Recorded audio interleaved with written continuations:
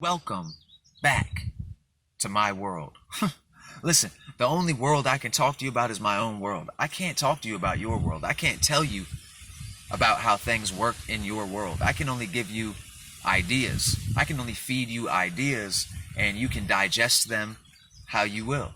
You know what I mean? Do with them what you will. That's your responsibility, how you decide to utilize this information in your life. Now, I lived in a world at one point where I was God, like the creator God, like where I was the universe, the creative force of the universe. And let me tell you something, dude, it didn't work out that well for me. Like, it was super, super lonely, you know? And I only experienced it briefly. I experienced what it felt like to be the universe, what it felt like to be God. Universe is a strange word. Universe, etymologically, unos versus, means to turn back to one. So what the word universe is describing is everything, all things. When we say the word universe, we're saying all things that exist. That's what we mean when we say the universe. It's turning everything into one thing. So if you could be the universe, the only thing that you could experience is yourself, because you would be all things.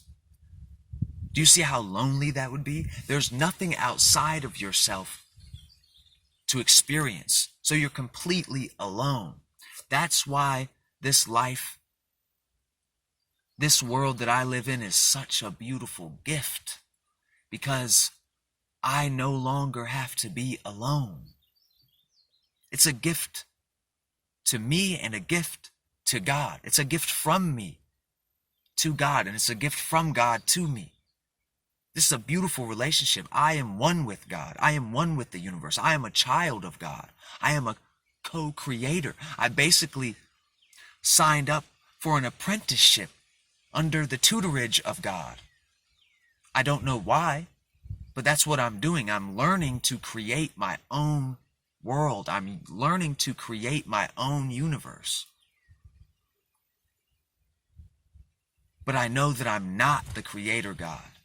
That's, like my father or like my parent. Singular parent. You know what I mean?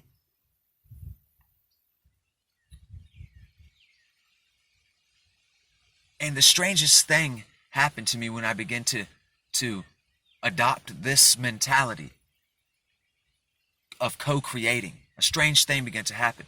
What I realized was that as I grew closer to God, I grew further away from my own personal desires. Like, I had a lot of desires in life. I wanted to be famous for whatever reason, whether it was I wanted to be a great philosopher or a great poet or writer or author. I wanted to be an actor. I wanted to be a musician. I wanted to be all sorts of things. I could see my life going in many different routes. But as I grew closer to God, I grew further away from those desires. I learned for myself that those were not actually my true heart's desires. That my heart's true desire was to be close to God in this co-creative process, to create for myself my own ideal world, a perfect world of complete harmony and unity, oneness with God. But not to be alone, not to be lonely, but to be in a state of oneness. And what I learned was that desire, I discovered that because that's the desire that God has for me. That's the desire that the universe has for me. To not be in the back seat, but to be in the driver's seat with like God riding passenger, kind of be in my eyes. See, there's a lot of things in life that I can't control, that I don't have any control over. And that's perfect for me. I don't want to control the weather. I don't want to control other people. I don't want all that responsibility. That's on God. God is controlling that. And I know that God loves me, that God's got my back. So I don't even worry about the world. The world's going to do what it does. God is doing everything only to further me, only for my benefit. The entire universe is conspiring to help me achieve my dreams, to make my dreams come true.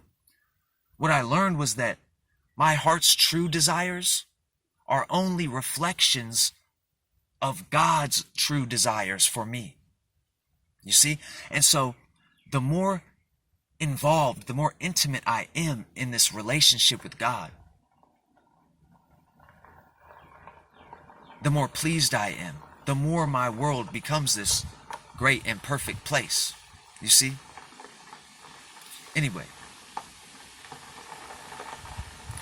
until next time, I hope you continue to free your mind.